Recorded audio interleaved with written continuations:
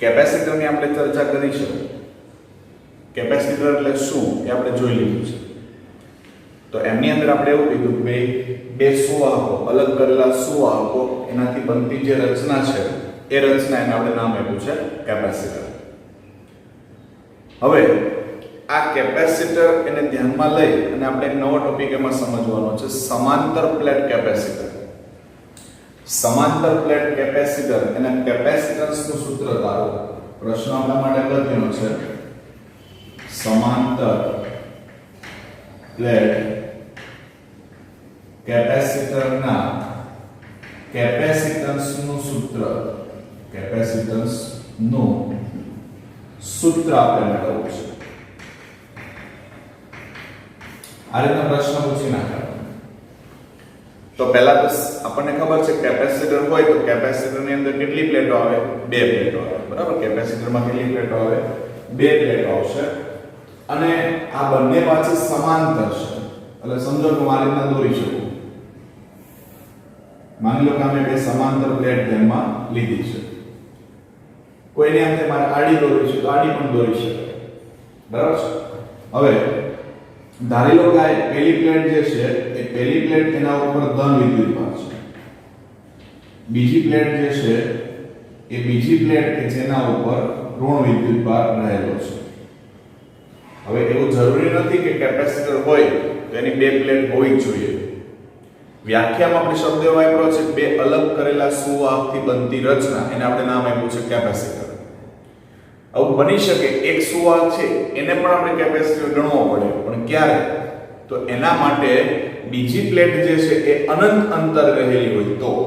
દાખલા તરીકે પૃથ્વી શું છે આપણા માટે? કેપેસિટર છે. કેમ?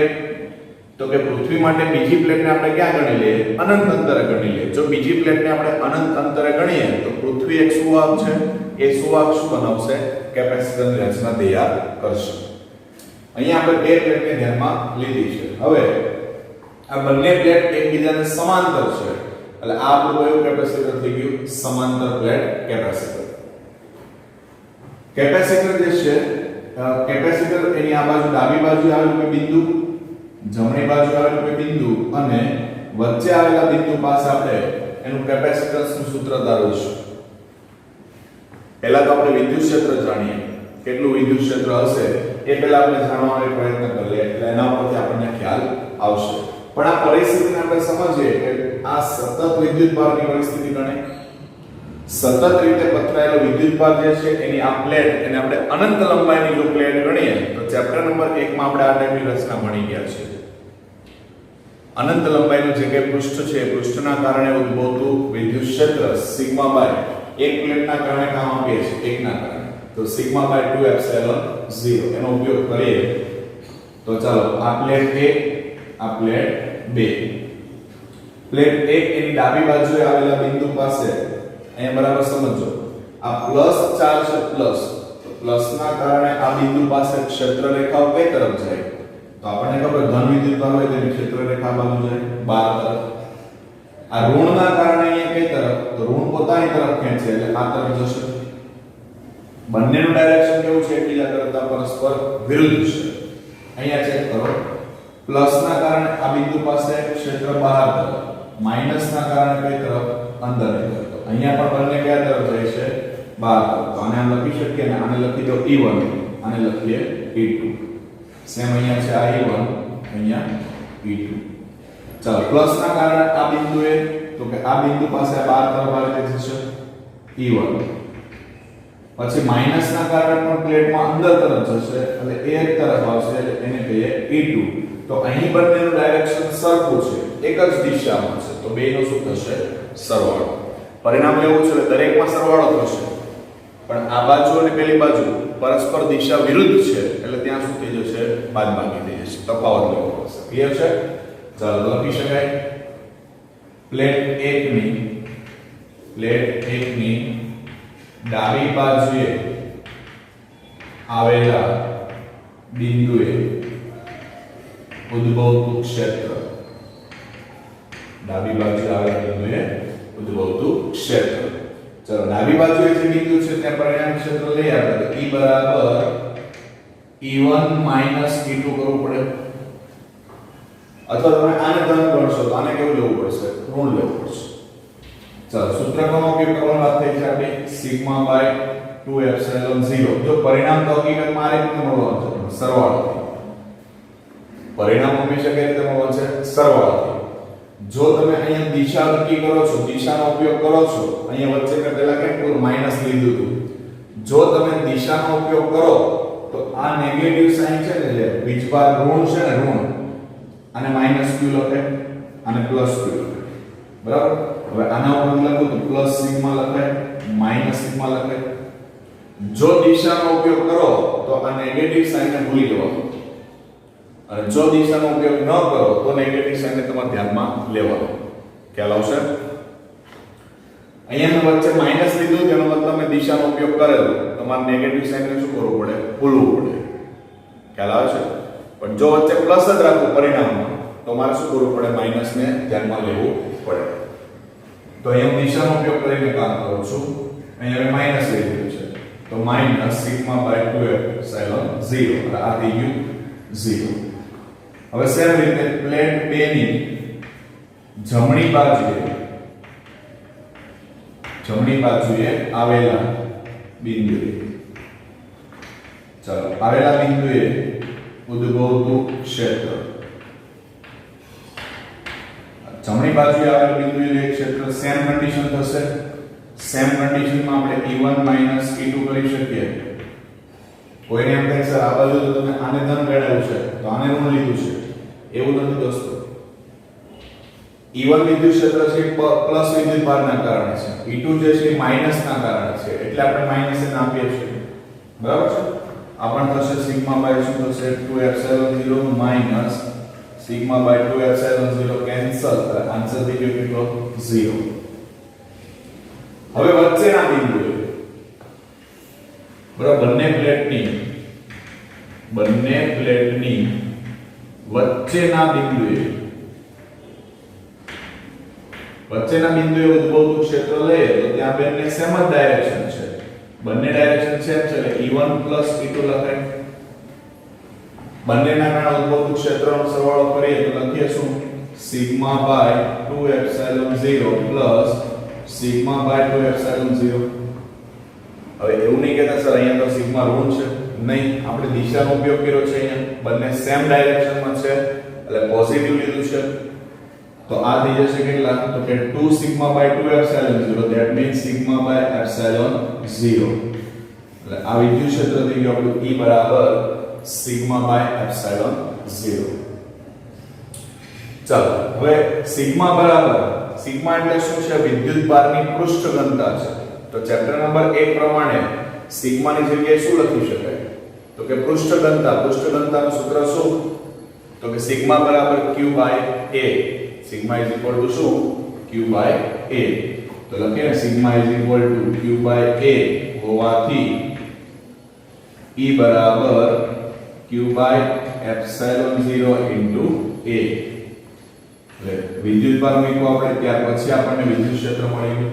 ધારી લો કે આ બે પ્લેટ છે, આ બંને પ્લેટ વચ્ચેનું જે અંતર છે ને, એ અંતર આપણે કહી દઈએ સ્મોલ d જેટલું છે. અંતર કેટલું છે? સ્મોલ d જેટલું.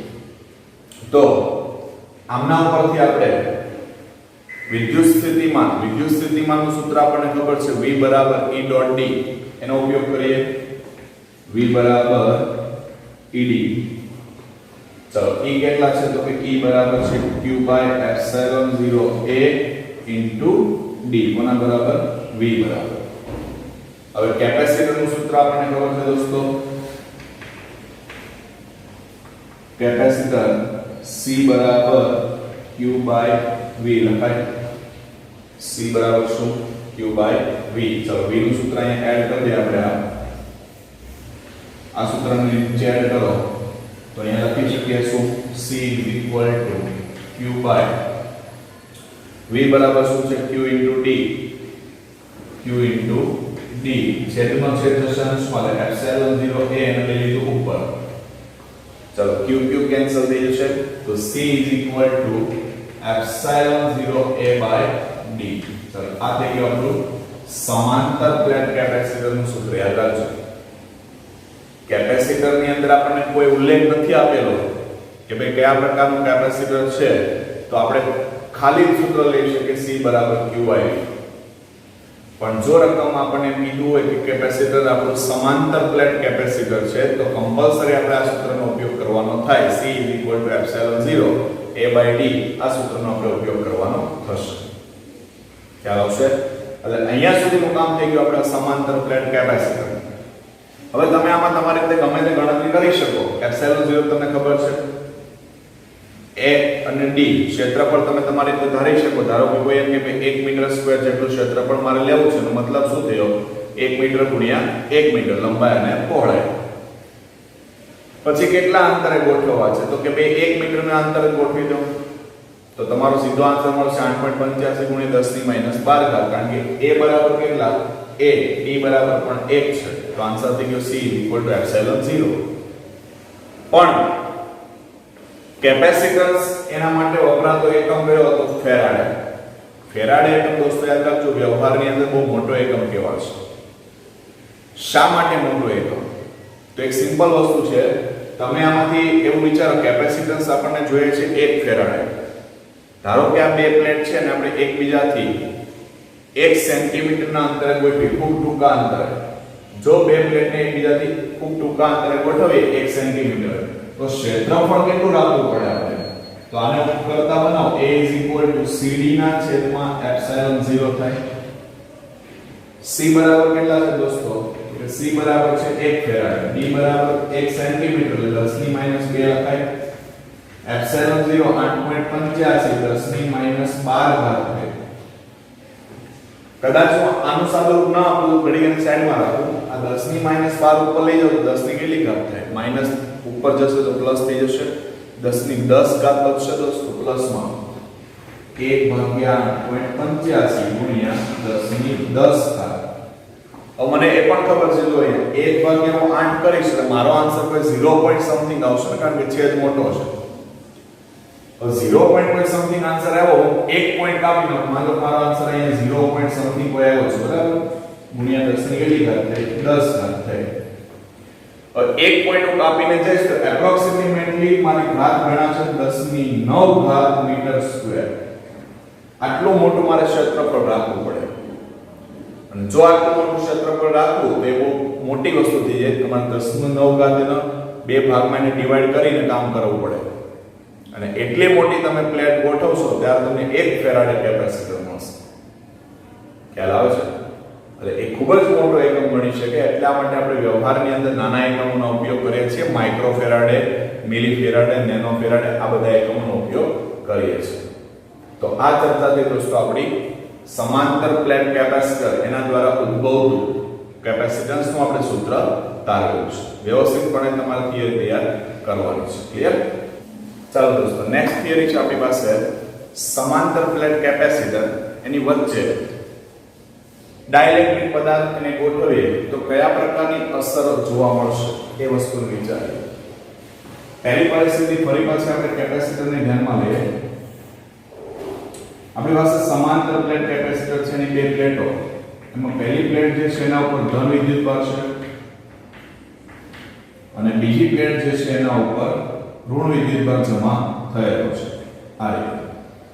હવે માની લો કે આની વચ્ચેના ભાગમાં અત્યારે કંઈ નથી, કોઈ પણ પ્રકારનો પદાર્થ નથી, એટલે શૂન્ય અવકાશ ગણી શકીએ. તો આવી પરિસ્થિતિની અંદર હાલમાં એનું જે વિદ્યુત ક્ષેત્ર મળશે આપણને, એ પહેલા વિદ્યુત ક્ષેત્ર આપણે જાણી લઈએ. ચલો, સમાંતર પ્લેટ કેપેસિટરની બંને પ્લેટના કારણે ઉદ્ભવતું વિદ્યુત ક્ષેત્ર જે છે એ આપણને આઈડિયા આવી ગયો છે. પહેલું કન્ડિશન લઉં છું, બે પ્લેટ ની વચ્ચે શૂન્ય અવકાશ હોય. બરાબર? બે પ્લેટની વચ્ચે શું હોય? શૂન્ય અવકાશ હોય. ત્યારે આપણે વિદ્યુત ક્ષેત્ર આપણને ખ્યાલ આવે તો એને આપણે E0 ગણીએ. તો E0 બરાબર સૂત્ર શું થાય? તો σ/ε0 લખાય. આ બે પ્લેટ ની વચ્ચેનો સ્થિતિમાનનો તફાવત પણ ગણીએ. ધારી લો કે આ બે પ્લેટ એકબીજાથી d જેટલા અંતરે જ છે. બરાબર છે? ચાલો, તો સ્થિતિમાન શું થાય? V0 બરાબર V બરાબર સૂત્ર છે A * D, તો E0 * D લખાય. E0 કેટલા છે? Sigma by epsilon 0 into d છે. સિગ્મા બરાબર શું લખાય દોસ્તો? સિગ્મા બરાબર થઈ જશે q બાય a. સિગ્મા બરાબર q બાય a આ v0 ઇન્ટુ d. ચલો કેપેસિટન્સ લઈએ તો c0 શૂન્યાવકાશ માટે છે c0 is equal to q by v0.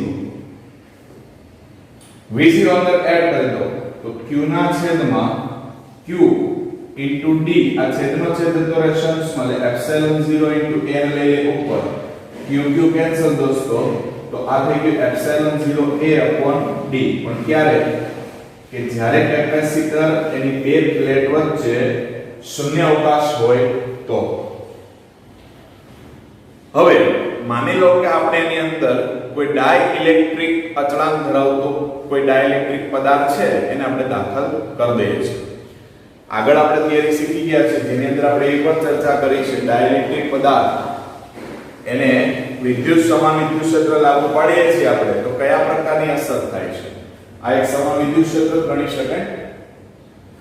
તો ડાઇલેક્ટ્રિક પદાર્થને આપણે કેપેસિટરની બે પ્લેટ વચ્ચે ગોઠવીએ ત્યારે કેટલું વિદ્યુત ક્ષેત્ર ઉત્પન્ન થશે એ આપણે મેળવવું પડશે. ત્યારે કેટલું વિદ્યુત ક્ષેત્ર ઉત્પન્ન થશે એ આપણે ગણવાનો એક પ્રયત્ન કરીએ. ચાલો ડાઇલેક્ટ્રિક પદાર્થને કેપેસિટરની બે પ્લેટ વચ્ચે મૂકતા. ચલો કેપેસિટરની બે પ્લેટ વચ્ચે ગોઠવીએ. હવે આપણને ખબર છે જો કેપેસિટરની બે પ્લેટ વચ્ચે તમે ડાઇલેક્ટ્રિક પદાર્થના ચોસલાને ગોઠવો અહીંયા આવે તો આગળ આપણે જે કન્ડિશન શીખ્યા હતા એ કન્ડિશન યાદ કરજો દોસ્તો. ત્યાં આપણે પરિસ્થિતિ આ રીતે ગોઠવણી થઈ હતી. આપણે એમ કીધું હતું જે અધ્રુવીય અણુઓ જે છે જેની પોઝિટિવ અને નેગેટિવ એક જ બિંદુએ સંપાત થયેલા છે એ છૂટા પડે છે. આ બાજુ negative positive negative positive negative positive નજીકમાં આવતા પોઝિટિવ નેગેટિવ એકબીજાની અસર શું કરે? નાબૂદ. તો છેડાઓ પર નવો વિદ્યુતભાર જમા થતો હતો જેમાં પ્લસ પ્લેટ એની નજીકના ભાગમાં જમા થશે માઈનસ, માઈનસ એની નજીકમાં જમા થશે પ્લસ. એટલે આપણે એનું નામ આપ્યું બદ્ધ વિદ્યુતભાર. યાદ કરજો બદ્ધ વિદ્યુતભાર. તો અહીંયા જે ઉત્પન્ન થાય એ સિગ્મા બી પણ કેવા? માઈનસ. અહીંયા ઉત્પન્ન થાય એની પૃષ્ઠ ઘનતા સિગ્મા બી પણ કેવા? પ્લસ. તો અહીંયા આપણને જે પરિણામી ક્ષેત્ર મળશે એ પરિણામી ક્ષેત્ર જો તમે બહારના ભાગમાં ઉદ્ભવતું ક્ષેત્ર જે હતું એને આપણે E0 કીધું છે. E0 અંદરના ભાગમાં જે ઉત્પન્ન થાય છે એ બદ્ધ વિદ્યુતભારના કારણે છે. એટલે ધારો કે એને EB કહી દો પણ બેની દિશા કેવી છે? પરસ્પર વિરુદ્ધ છે. તો પરિણામી ક્ષેત્ર E બરાબર E0 EB લખાય. સૂત્ર તો એ જ આવવાનું છે સિગ્મા બાય એપ્સિલોન 0. એટલે આનું થશે સિગ્મા બાય એપ્સિલોન 0, આનું થશે સિગ્મા b બાય એપ્સિલોન 0. બદ્ધ વિદ્યુતભાર બરાબર છે. છેદ સરખો છે આના અંદર લખી શકાય sigma minus sigma b by epsilon 0 કોના બરાબર? E બરાબર. હવે સેમ કન્ડિશન અહીં લાગુ પાડી છે પ્રમાણે ચાલતા જઈએ. V0 બરાબર શું છે? તો V0 બરાબર E0 * d. તો અહીંયા V બરાબર E * d લખાય. E બરાબર sigma minus sigma 0 by epsilon 0 * d. પણ હવે તમે પરિસ્થિતિ સમજશો. અહીંયા આ જે વિદ્યુત ક્ષેત્ર છે એ વિદ્યુત ક્ષેત્ર અને આ સિગ્મા એકબીજા ઉપર ડિપેન્ડન્ટ રહેશે. બદ્ધ વિદ્યુત પેલા ખાલી પૃષ્ઠ વિદ્યુતભાર ઘનતા વિચારો. પૃષ્ઠ વિદ્યુતભાર ઘનતા સિગ્મા અને E એકબીજાના કેવા પ્રમાણમાં? સમપ્રમાણમાં. કારણ સિગ્માનું સૂત્ર શું છે? q/a. જેમ વિદ્યુતભાર વધશે તેમ વિદ્યુત ક્ષેત્ર વધશે, વિદ્યુતભાર ઘટશે તેમ વિદ્યુત ક્ષેત્ર પણ ઘટશે. ક્લિયર થાય છે? તો આ જો વિદ્યુત ક્ષેત્રના સમપ્રમાણમાં હોય તો આ આખો ડિફરન્સ જે છે એ પણ વિદ્યુત ક્ષેત્રના કેવા પ્રમાણમાં હોય? સમપ્રમાણમાં છે. પણ આ જે પરિસ્થિતિ છે સિગ્મા માઈનસ સિગ્મા b, હવે તમે ડાઇલેક્ટ્રિક અચળાંકને ગોઠવો છો તો તો આ સિગ્મા માઈનસ સિગ્મા બી જે છે એ વિદ્યુત ક્ષેત્રના એ પણ સમપ્રમાણમાં થાય અને જો એ સમપ્રમાણ થાય તો એ કન્ડિશન લખું છું જો કે સિગ્મા અને સિગ્મા એકબીજાના કેવા પ્રમાણમાં તો કે એકબીજાના સમપ્રમાણમાં જો એ બંને સમપ્રમાણ તો સિગ્મા માઈનસ સિગ્મા બી એ પણ E ના કેવા પ્રમાણમાં સમપ્રમાણ જ થાય બરાબર એ પણ સમપ્રમાણ જ થશે તો પછી આ સિગ્મા માઈનસ સિગ્મા બી છે ને એના જગ્યાએ આપણે ચેન્જ કરી શકીએ sigma minus sigma B is equal to sigma by કે લખી શકાય સિગ્મા બાય શું લખી શકાય કે જે કે શું છે ડાઇલેક્ટ્રિક અચળાંક છે કે શું છે ડાઇલેક્ટ્રિક અચળાંક છે તમે કયા પ્રકારનો પદાર્થ અંદર ગોઠવો છે ધાતુ ગોઠવો છે અધાતુ ગોઠવો છે તો એના ઉપરથી આપણને ખ્યાલ આવશે કે એની પૃષ્ઠ ઘનતા છે કેટલામાં ભાગની થશે આ કન્ડિશન હોય તો આ લખાય તો આપણે અહીં ચેન્જ કરીએ તો ડાયરેક્ટ હું v ના સૂત્રમાં ચેન્જ કરું છું તો v બરાબર સિગ્મા બાય કે મેં આના જગ્યાએ લખી દીધું છે d અને એપ્સિલોન 0 એઝ ઇટ ઇઝ રહેશે d by epsilon 0 sigma is equal to શું છે દોસ્તો sigma is equal to q by a તો q ઇન્ટુ d છેદમાં k એપ્સિલોન 0 a ચાલો કેપેસિટન્સ c બરાબર q બાય v q ના છેદમાં v બરાબર qd છેદનો છેદ જાય અંશમાં k epsilon 0 a qd k epsilon 0 a q q cancel તો k epsilon 0 a upon d એ કયું સૂત્ર છે આ છે તો અહીંયા લખી શકીએ તો આ રીતે લખીએ આપણે c kc0 kc0 that means k is equal to c by c0 લખાય ચાલો આ ટાઈપની કન્ડિશન જે છે એ કન્ડિશન આપણે વિદ્યુત ક્ષેત્ર માટે પણ ચેક કરી લીધી છે વિદ્યુત ક્ષેત્ર માટે પણ શું હતું એપ્સિલોન બાય એપ્સિલોન 0 હતું epsilon by epsilon 0 is equal to શું લખાય કે લખી શકાય આની જગ્યાએ લખીએ epsilon by epsilon 0 is equal to શું હતું કે યાદ આવે છે આ પરિસ્થિતિ પહેલા ચેપ્ટરને યાદ કરો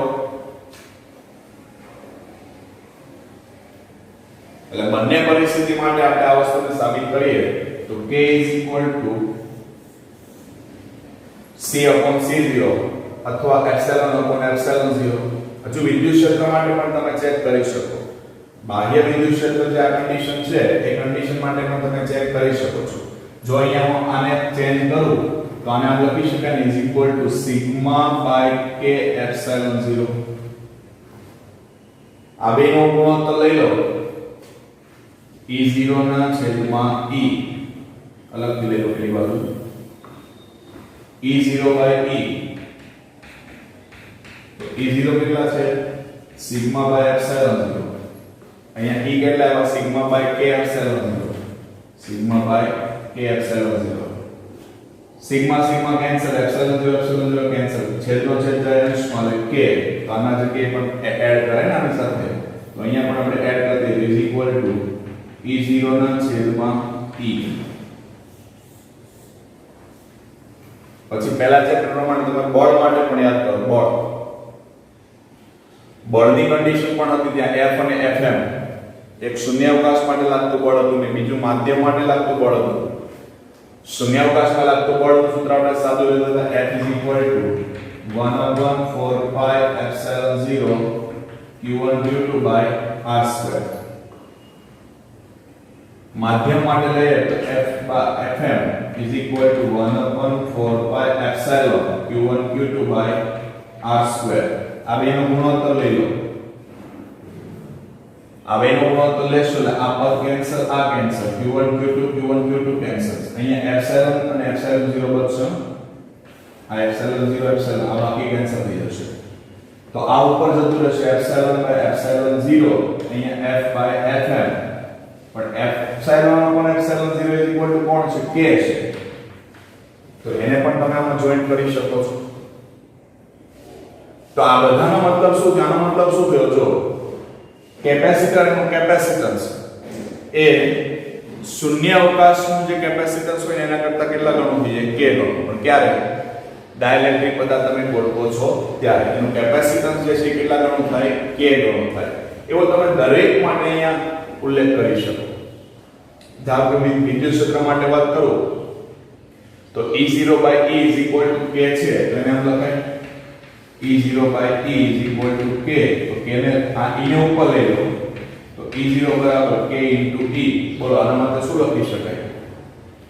આ શૂન્યાવકાશનું વિદ્યુત ક્ષેત્ર છે અને આ માધ્યમનું છે. તો શૂન્યાવકાશનું વિદ્યુત ક્ષેત્ર એ માધ્યમના વિદ્યુત ક્ષેત્ર કરતા કેટલા ગણું? k ગણું. શૂન્યાવકાશનું વિદ્યુત ક્ષેત્ર એ માધ્યમના વિદ્યુત ક્ષેત્ર કરતા કેટલા ગણું હોય? k ગણું હોય છે. થાય છે ક્લિયર? એટલે આ તે પરિસ્થિતિ આપણે ડાઇલેક્ટ્રિક પદાર્થનું ચોસલું એને અંદર ગોઠવીએ તો કયા પ્રકારની ઘટના થાય છે એમની આપણે ચર્ચા કરીશું. રેડી? ચાલો નેક્સ્ટ છે કેપેસિટરનું જોડાણ.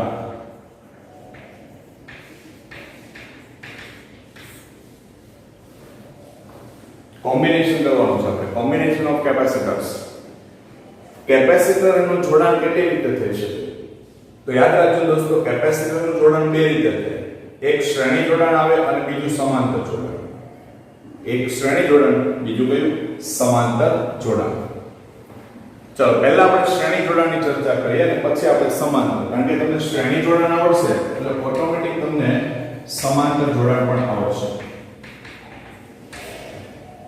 ચલો કેપેસિટરનું શ્રેણી જોડાણ. શ્રેણી એટલે સિરીઝ બનાવવાની છે. સિરીઝ તમે સળંગ આ રીતે બનાવી શકો. માની લો કે મેં ત્રણ કેપેસિટર લીધા C1, C2 અને C3. એમને હું V વોલ્ટનો સ્થિતિમાનનો તફાવત ધરાવતી બેટરી સાથે કનેક્ટ કરી દઉં છું. V volt. ચલો અહીંયા બેટરીનો આ પોઝિટિવ થશે, આ નેગેટિવ ટર્મિનલ થાય. જેવા તમે કેપેસિટરને બેટરી સાથે જોડો છો એટલે દોસ્તો યાદ રાખજો કેપેસિટર છે એ ચાર્જ થવાની શરૂઆત થાય. કેપેસિટર શું થાય? ચાર્જ થવાની શરૂઆત કરશે. એટલે અહીંયાથી નેગેટિવ ટર્મિનલમાંથી ઇલેક્ટ્રોન ગતિ કરી અને આ પ્લેટ ઉપર જમા થશે. અહીંયા જમા થાય અહીંયા નેગેટિવ ચાર્જ ઉત્પન્ન આવ્યો બેટરી પાસેથી એટલે ઓટોમેટિકલી અહીંયા પોઝિટિવ પ્રેરિત થાય. કેપેસિટર છે એટલે આપણને ખબર જ છે. નેગેટિવ થયો એટલે પોઝિટિવ પ્રેરિત થયો. પોઝિટિવ એટલે અહીંયા ઓટોમેટિકલી નેગેટિવ આવશે. અહીંયા નેગેટિવ પોઝિટિવ આ રીતની રચના થઈ જશે. ખ્યાલ આવે છે? આના ઉપર જે વિદ્યુતભાર છે એ વિદ્યુતભાર Q, આના ઉપર Q, આના ઉપર Q. બરાબર છે? આપણે જે સ્થિતિમાન લાગુ પાડ્યું છે એ સ્થિતિમાન કેટલું છે? અહીંયા V જેટલું છે. બરાબર? સ્થિતિમાન કેટલું છે? V છે. દરેક ઉપર જે વીજભાર જમા થાય છે એ વીજભાર બધા ઉપર કેટલો છે? Q જેટલો છે. સરખા ભાગે વીજભાર વહેંચાય છે. પણ સ્થિતિમાન જે છે સ્થિતિમાન એ અહીંયા વહેંચાય છે. આના બે છેડા વચ્ચેનું સ્થિતિમાન મળશે V1, આના બે છેડા વચ્ચે V2, આના બે છેડા વચ્ચે V3. તો તમારે વર્ણનમાં તમે શું કરશો? તમે જે હમણાં વાત કરી આપણે એ જ વર્ણનમાં લખી દેવાનું છે કે ભાઈ આકૃતિમાં દર્શાવ્યા પ્રમાણે ત્રણ કેપેસિટર C1, C2 અને C3 ને V વોલ્ટની બેટરી સાથે જોડવામાં આવે છે. અહીં કેપેસિટરને જ્યારે બેટરી સાથે જોડવામાં આવે એટલે કેપેસિટર એ ચાર્જ થાય છે. કેપેસિટર શું થાય છે? ચાર્જ થાય. કેપેસિટર ચાર્જ થાય. કેપેસિટર એના માટે બેટરીના નેગેટિવ ધ્રુવ પરથી કેપેસિટરની પ્લેટ પર છેલ્લી પ્લેટ એના ઉપર ઋણ વિદ્યુતભાર જમા થાય. જેના લીધે એની આગળની પ્લેટ પર ધન ઋણ એમ કરી અને પ્રથમ પ્લેટ પર ધન વિદ્યુતભાર જમા થઈ જશે. દરેક કેપેસિટર એના ઉપર સરખા ભાગે વિદ્યુતભાર વહેંચાઈ જશે. પણ સરખા ભાગે વિદ્યુતભાર મળશે અને વહેંચાય કોણ? તો કે સ્થિતિમાન. તો યાદ રાખવાનું જે વહેંચાતું હોય એનો સરવાળો કરવાનો. શું કરવાનું?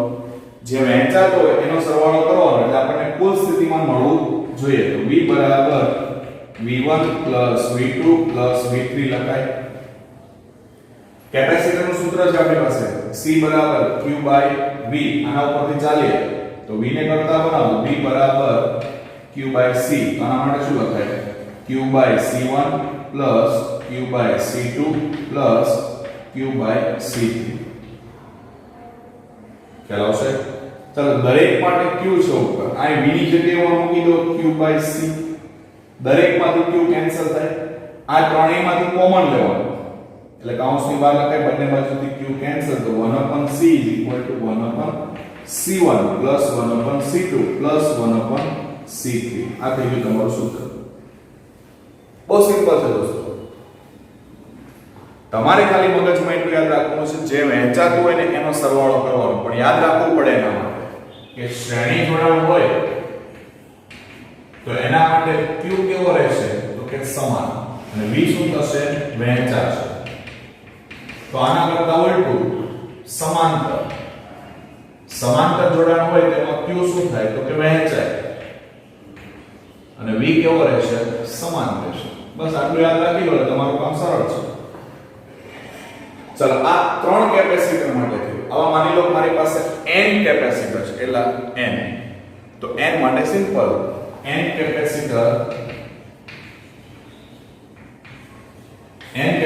માટે સૂત્ર શું થશે 1/c = 1/c1 + 1/c2 + 1/c3 up to ક્યાં સુધી લઈ જવાનું 1/cn. આ એક ડોટ લાઈન કરી અને છેલ્લે કેપેસિટર દોરી દેવાનું cn વાળું. હવે આના ઉપરથી એક વસ્તુ સિમ્પલ વિચારી શકાય કે સમતુલ્ય કેપેસિટન્સ, આ જે c છે ને એ શું છે આપણું સમતુલ્ય કેપેસિટન્સ છે. જેમ તમે ધોરણ 10 માં અવરોધ માટે ભણીને આવ્યા છો એ જ કેપેસિટર માટે છે, પણ ત્યાં ઉલટું છે. ત્યાં તમે સૂત્ર લીધું હતું શ્રેણી માટે r = r1 + r2 + r3, અહીંયા ઉલટું છે ને, સમાંતરનું લાગુ પડે છે. તો સમતુલ્ય કેપેસિટન્સ એનું સૂત્ર એ નાનામાં નાના કરતા પણ કેવું મળશે નાનું મળશે. આ યાદ રાખો, શ્રેણી જોડાણમાં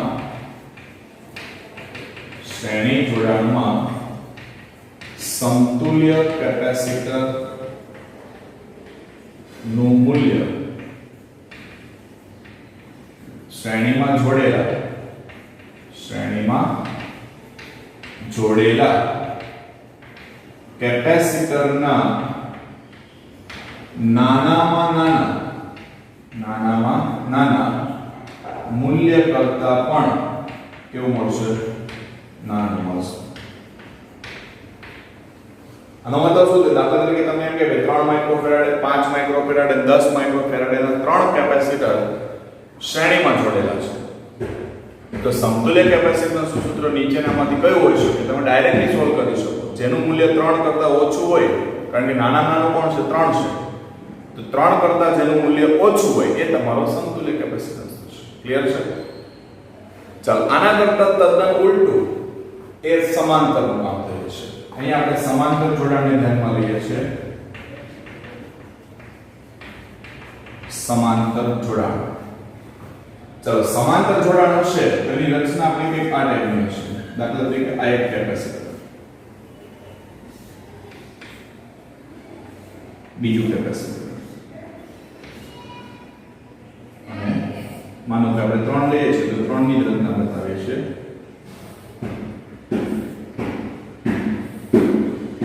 આ ત્રણે ત્રણ કેપેસિટરને આપણે બેટરી 20 વોલ્ટની બેટરી સાથે જોડી દીધા, C1 C2 અને C3. તો સમાંતરમાં શું યાદ રાખશો? તો સમાંતરમાં એવું યાદ રાખવાનું કે બધાના એક તરફના છેડા, દરેકના એક તરફના છેડા એક કોઈ સામાન્ય બિંદુ સાથે અને બીજી તરફના છેડા બીજા કોઈ સામાન્ય બિંદુ સાથે. અહીંયા તમે જો અહીંયા છે A પોઈન્ટ અહીંયા છે અને B અહીંયા છે, તેમાં કોઈ સામાન્ય બિંદુ નથી થતું. અહીંયા A બિંદુ છે અને અહીંયા B છે, તો A બિંદુ પાસે બધાના એક છેડા ભેગા થાય છે, B બિંદુ પાસે બધાના ભેગા થાય છે. ખ્યાલ આવે છે?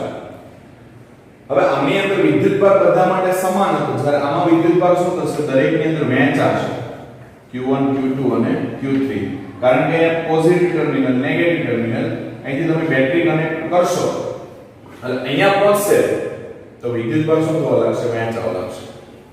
પણ સ્થિતિમાન બધાના સમાન હશે. સ્થિતિમાન કેવા હશે? સમાન હશે, જેમ અહીં લખેલું છે. આટલું તમે યાદ રાખશો તો પણ તમારા માટે ઇનફ છે. ઓકે, ચાલો ત્રણે ત્રણ માટે આપણે વિચારીએ છીએ. હવે તો એનું મેં તમને હમણાં જ કીધું કે જે વહેંચાતો એનું શું કરવાનું? સરવાળો. કોણ વહેંચાય છે? વિદ્યુતભાર. તો Q = Q1 + Q2 + Q3. ચાલો Q માટે ફરી પાછું આ સૂત્રને પડી લો.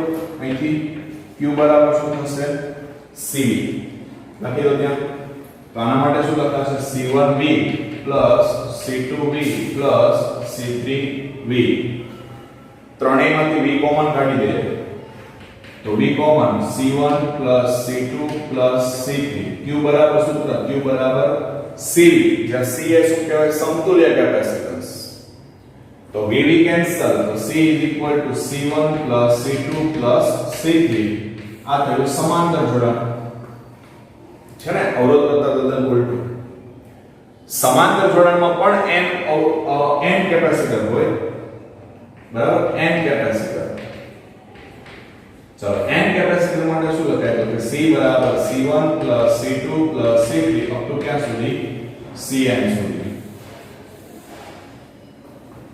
રેડી અને અહીંયા જેમ લખ્યું છે નાનામાં નાના કરતા નાનું એટલે કે અહીંયા શું આવશે મોટામાં મોટા કરતા પણ મોટું મોટામાં મોટા કરતા પણ મોટું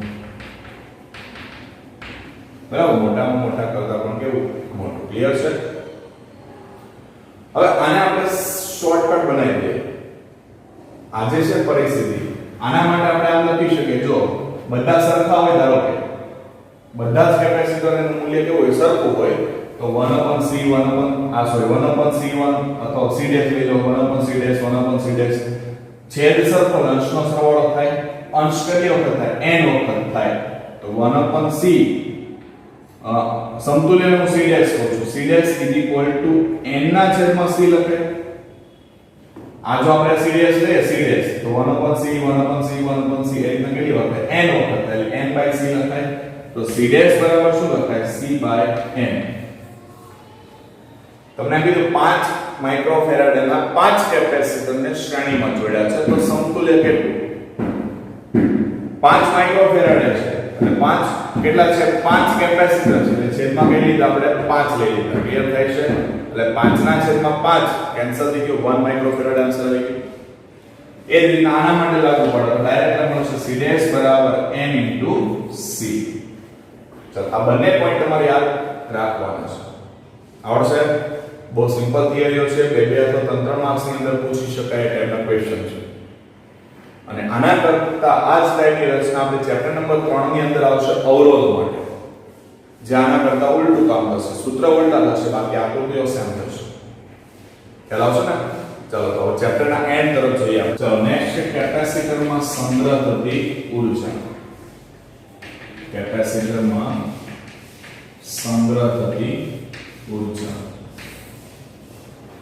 કઈ રીતે કેપેસિટરની અંદર ઊર્જા સ્ટોર થાય છે એ વસ્તુને આપણે સમજવું છે તો ફરી પાછો આપણે કેપેસિટરની બે પ્લેટ ધ્યાનમાં લઈએ માની લો કે આ પ્લેટ છે એના પર q' જેટલો પોઝિટિવ ચાર્જ છે અને અહીંયા -q' જેટલો નેગેટિવ ચાર્જ પણ બીજો પણ પ્લેટ -q' છે ટોટલ આટલો ચાર્જ છે અહીંયા પોઝિટિવ ચાર્જ છે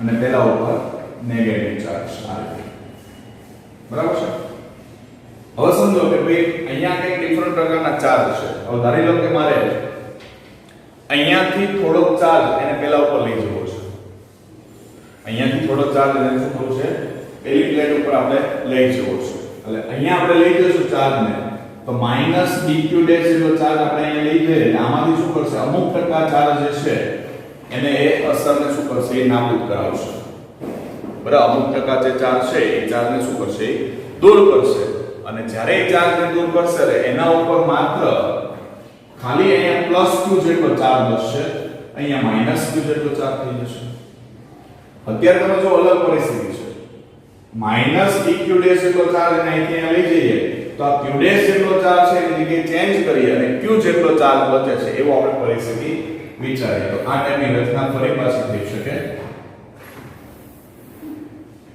બરાબર આ ટાઈપની રચના થશે અહીંયા q' હતો એની જગ્યાએ શું થઈ જાય +q અને અહીંયા શું થઈ જશે -q થઈ જશે ખ્યાલ આવશે એટલે આ ટાઈપની પરિસ્થિતિ થાય પહેલા અલગ ચાર્જ હતો જો એમાંથી આપણે કેટલો લઈ ગયા તો કે -dq' જેટલો ચાર્જ અહીંયા લઈ જઈએ એટલે એ શું કરે તો કે આમાંથી અમુક ટકા ચાર્જ છે એની અસરને નાબૂદ કરશે અને માત્ર પોઝિટિવ ચાર્જ આપણને આપે છે +q સેમ રીતે અહીંયા શું બચે છે -q બચે છે તો એક પ્લેટ પરથી વિદ્યુત ભારને આપણે બીજી પ્લેટ ઉપર લઈ જવો છે તો કંઈક આપણે કાર્ય કરવું પડશે, બરાબર? એના માટે શું કરવું પડશે? કંઈક કાર્ય કરવું પડશે. ચલો, કેટલું કાર્ય કરવું પડે? કાર્ય માટે સૂત્ર આપણને ખબર છે, W બરાબર V * Q. V * Q. ચાલો, આના ઉપરનો ટોટલ ચાર્જ સમજો કે આપણે કે Q ડેશ જેટલો છે. તો એની બે પ્લેટ વચ્ચે સ્થિતિમાન લાગુ પાડીએ આપણે, તો બે પ્લેટ વચ્ચે સ્થિતિમાનનો તફાવત બને આ રીતના V ડેશ બરાબર Q ડેશ upon C થઈ જાય. V ડેશ બરાબર શું? તો કે Q ડેશ upon C. કરવું પડતું કાર્ય કેટલો વિદ્યુતભાર લઈ જઈએ છીએ આપણે? તો કે dq ડેશ જેટલો વિદ્યુતભાર, dq ડેશ જેટલો વિદ્યુતભારને પ્લેટ 2 પરથી પ્લેટ 1 પર લઈ જતા કરવું પડતું કાર્ય ડેલ્ટા W કહે. તો delta W is equal to V dash into delta Q dash શું થાય? V dash into delta Q dash. V dash કેટલા છે? તો કે ભાઈ Q dash upon C delta Q dash delta W બરાબર. બંને બાજુ ડેલ્ટા વડા પદ છે, સંકલન કરી શકાય. સંકલન કરેલા આપણને કુલ મળશે. તો integration delta W is equal to integration Q by C delta Q dash. ચાલો, કેટલો વિદ્યુતભાર માટે? જો અહીંયા કાર્ય માટે છે અને અહીંયા કોના માટે સંકલન થાય છે? વિદ્યુતભાર માટે. ધારી લો કે 0 થી Q જેટલું છે. કેટલું? 0 થી Q જેટલું. તો ઇન્ટિગ્રેશન કરેલા W મળશે, અહીંથી 1/c અને સાઈડમાં લઈ લો. Integration Q dash dq dash 0 થી કેટલા? C. ચલો, સંકલન કરીએ તો W બરાબર 1/c Q ડેશ નું સંકલન થશે Q ડેશ નો સ્ક્વેર બાય 2 0 થી Q. લિમિટ છોડ દો. તો W બરાબર 1/c Q ડેશ ની જગ્યાએ શું મૂકીએ? Q મૂકીએ એટલે Q સ્ક્વેર બાય 2. 0 મૂકશો 0 થઈ જશે. તો આન્સર થયો તમારી પાસે Q સ્ક્વેર બાય 2c. પણ તમને ખ્યાલ છે કરવું પડતું કાર્ય એ કઈ ઊર્જા સ્વરૂપે સંગ્રહ થાય? સ્થિતિ ઊર્જા સ્વરૂપે. કરવું પડતું કાર્ય સ્થિતિ ઊર્જા સ્વરૂપે સંગ્રહ થાય. ચલો, સ્થિતિ ઊર્જા સ્વરૂપે સંગ્રહ થાય તો U બરાબર W બરાબર Q સ્ક્વેર બાય 2c. એટલે આપણું ફાઇનલી સૂત્ર થઈ ગયું U બરાબર Q square by 2c. U બરાબર Q square by 2c. Clear છે? ચલો, આમાં Q બરાબર આપણે અલગ અલગ સૂત્રને એડ કરીએ. Q બરાબર CV મૂકી દો અહીંયા. Q બરાબર CV. તો આપણું સૂત્ર શું થાય? U બરાબર c square v square by 2c. એક વખત c કેન્સલ એટલે આન્સર થઈ ગયો મારી પાસે અહીંયા 1/2 CV સ્ક્વેર. 1/2 CV square. તો બીજું સૂત્ર પણ યાદ રાખી શકાય કેટલું? U બરાબર 1/2 CV સ્ક્વેર. રેડી? ચાલો, U બરાબર શું મળ્યું? 1/2 CV સ્ક્વેર. હજુ આપણે પરિસ્થિતિને વિચારીએ. C બરાબર સૂત્ર છે આપણી પાસે Q by V. C બરાબર શું છે? Q by V છે. હવે એ જ પરિસ્થિતિને આપણે થોડો ચેન્જ કરી અને બીજું સૂત્ર જેમાં લાવવાનો પ્રયત્ન કરીએ આપણે. તો એમની અંદર આપણે ચેન્જીસ કરી શકીએ. અહીંયા આપણને 1/2 CV મળી ગયું છે. એ જ પ્રમાણે આપણે વિદ્યુતભાર અને સ્થિતિમાનના સ્વરૂપમાં જોઈએ છે. અહીંયા દાખલા તરીકે C બરાબર શું લખીએ? તો કે C બરાબર Q by V મૂકી દો અહીંયા. તો આ રીતની પરિસ્થિતિ થશે. જો 1/2 Q by V into V square.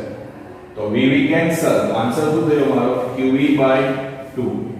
QV by 2. તો સ્થિતિ ઊર્જાના કેટલા સૂત્ર થયા દોસ્તો?